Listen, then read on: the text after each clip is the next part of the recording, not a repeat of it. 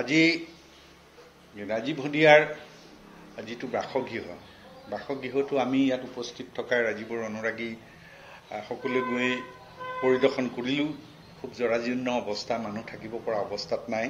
আৰু সেই অতি শীঘ্ৰে ৰাজীৱৰ ঘৰটো মানুহ থাকিব পৰাকৈ উপযোগী কৰি আমি নিৰ্মাণৰ ক্ষেত্ৰত আজি ইয়াত আলোচনাত মিলিত হ'লোঁ। আৰু এই আলোচনাত আমাৰ জ্যেষ্ঠ আমাৰ প্ৰবাল নেওগ ডাঙৰীয়াকে আদি কৰি অন্তু চাওদাং, এফালে সুৰেন্দ্ৰ শদিয়াৰ পৰা আমাৰ সংগঠনৰ লাচি থানা আৰু যুৱ ছাত্ৰ পৰিষদ আৰু মৰাণ ছাত্ৰ সন্থাৰ পৰা আদি কৰি সংগঠনৰ ভালে সংখ্যক সংগঠনৰ সদস্যসকল ইয়াত উপস্থিত আছে।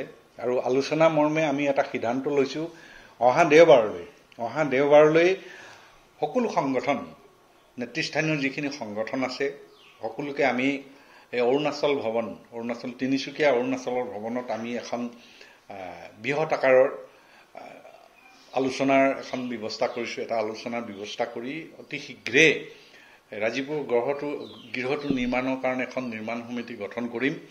আৰু প্ৰশাসনৰ ওচৰতো আমাৰ এটা বিনম্ৰ অনুৰোধ থাকিল, যিটো আমাৰ মাটিৰ সম্পৰ্কীয় যিটো অকণমান আওপকীয়াকৈ খুদ এটা আছে, ইতিমধ্যে আমাৰ গোটেইখিনি আমাৰ ৰাজীৱৰ পক্ষতে আহিছে, তথাপিও অকণমান খুদ এটা আছে, সেই খুদটো আঁতৰাবলৈ আমি প্ৰশাসনকো ইয়াৰ পৰা আমি অনুৰোধ কৰিছোঁ, যাতে শীঘ্ৰে নিশ্চয় যদি মাৰি দিয়ে আমাৰ কাৰণে এটা সুবিধা হ'ব। যিয়েই নহওক বাৰু, শেষত সকলো ৰাইজৰ ইয়াত উপস্থিতি আমি কামনা কৰিছোঁ। আৰু নিৰ্মাণ সমিতিখন গঠন কৰোঁতে আমাৰ যিখিনি সংগঠনৰ লগতে ৰাজীৱৰ অনুৰাগীৰ লগতে আমাৰ শদিয়াৰ বহু সংখ্যক মানুহক আমি নিমন্ত্ৰণ কৰিম।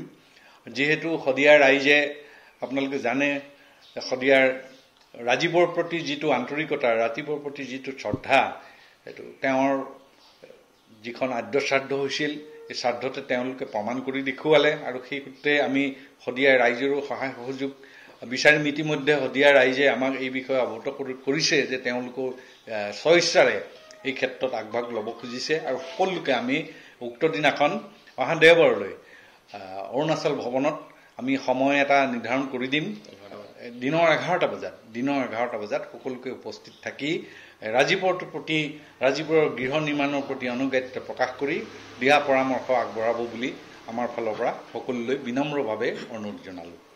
ৰাজীৱ হদিয়াৰ যাতে এই মাটিৰ বিতৰ্কটো যাতে তেওঁ প্ৰশাসনে ৰাজীৱ হদিয়াক যাতে ন্যায় দিয়ে, এইটো এটা আমাৰ আজি সভাতে আমি এটা সিদ্ধান্ত লৈছোঁ। ইতিমধ্যে যিখন আমাৰ জিলা প্ৰশাসনৰ ফালৰ পৰা যিটো মানে তদন্ত কৰিছিলে, এই তদন্তৰ ৰিপৰ্টটো আমি পাইছোঁ। তেওঁলোকে তদন্তত আমি অভিযুক্তৰ ফালৰ পৰা যিখিনি কথা, সেই কথাবিলাকহে লিপিবদ্ধ হৈছে।